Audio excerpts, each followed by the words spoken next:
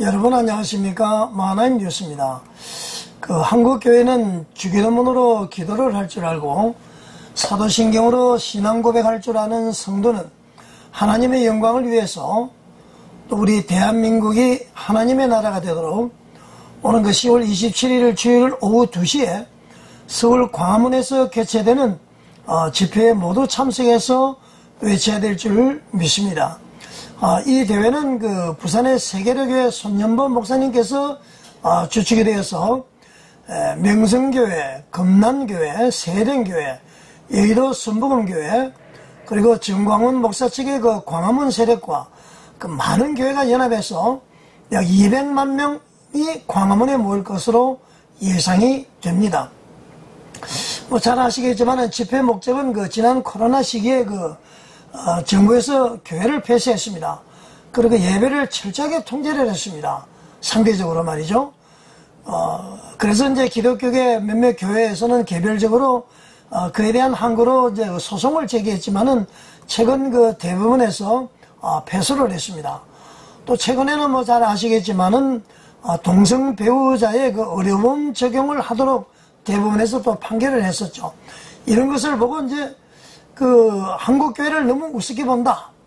또 이렇게 판단을 해서 한국교회 힘을 한번 보여주자.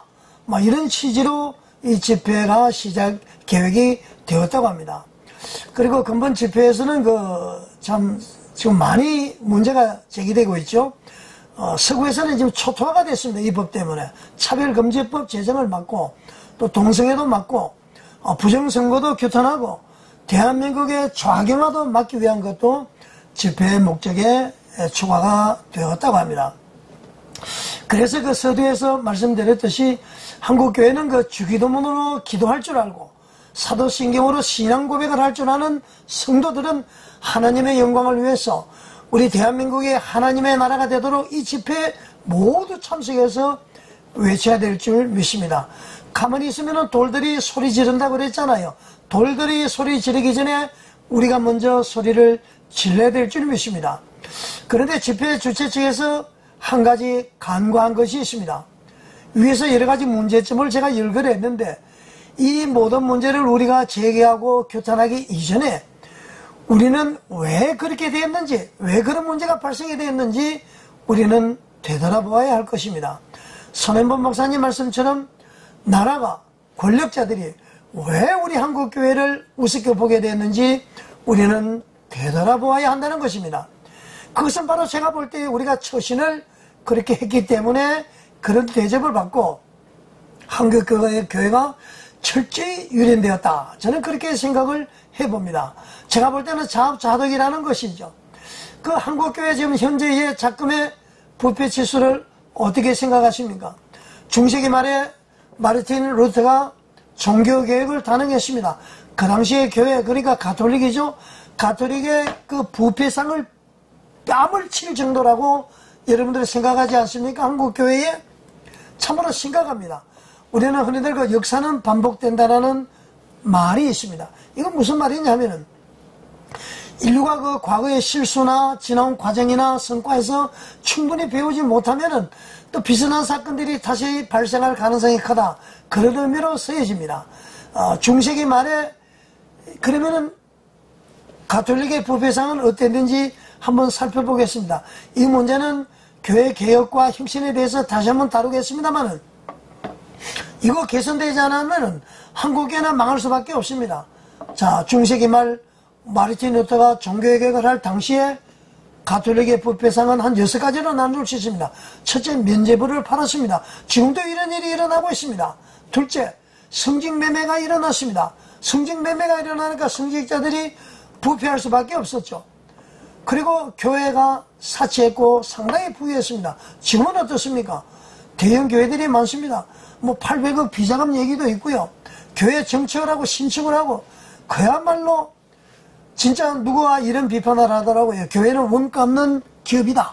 그런 얘기를 합니다. 이거 예수님께서 하신 대로 복음을 전하고 가르치고 가난하고 소외된 자를 위해서 써야져야 될 이 물질이 자신의 부를 나타내고 자신의 권위를 나타내는 곳으로 지금 빠져가고 있지 않습니까? 교회 사치와 부함을 들 수가 있고요. 네 번째로는 성직자의 도덕적 타락입니다. 지금 어떻습니까? 예장통합 측의 총회장이라는 자는 말이죠. 분명히 불륜을 저질렀음에도 불구하고 전부 거짓말을 하고 있습니다. 자기가 상담을 했으면은 왜 총회에 나가지 않습니까? 왜 사퇴를 하려고 그럽니까? 그건 말이 안 되는 것이죠.